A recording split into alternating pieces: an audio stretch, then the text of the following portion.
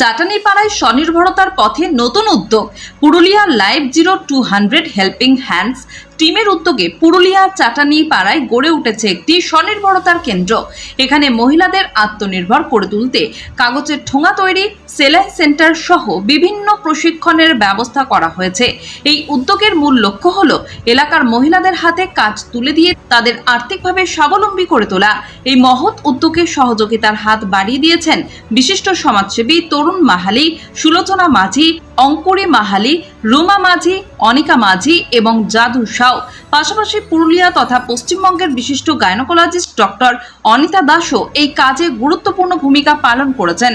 উদ্যোক্তাদের মতে সমাজের পিছিয়ে পড়া মানুষদের স্বনির্ভরতার পথে এগিয়ে নিয়ে যাওয়াই এই উদ্যোগের প্রধান লক্ষ্য। এলাকাবাসীর মধ্যেও এই উদ্যোগকে ঘিরে উৎসাহ লক্ষ্য করা যাচ্ছে। এটা ঠোঙা বানাচ্ছি। ও ঠোঙা বানায় আপনি প্যাকিং করছেন, আমাদেরকে দিচ্ছেন? হ্যাঁ। আচ্ছা, এটা কোথায় তৈরি হচ্ছে? এটা যে দোলমিনোটে চাটানিপাড়াতে, আচ্ছা। পুরুলিয়া। কি নাম আপনার? সুলোচনা মাঝি, আচ্ছা, বাড়ি কোথায়? চাটানিপাড়া, পুরুলিয়া। পুরুলিয়া। আচ্ছা, আপনার কি নাম? আমার নাম তরুণ মাহালি। আচ্ছা, আপনি এখানে কি করছেন?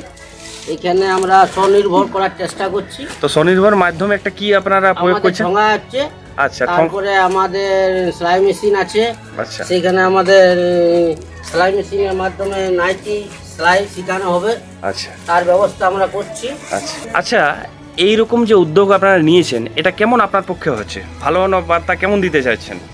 ভালো, ভালো। খুবই ভালো লাগছে। সকলকেই সহযোগিতা করা দরকার, আপনারা সবাই মিলে করছেন, হ্যাঁ। ভালো লাগছে।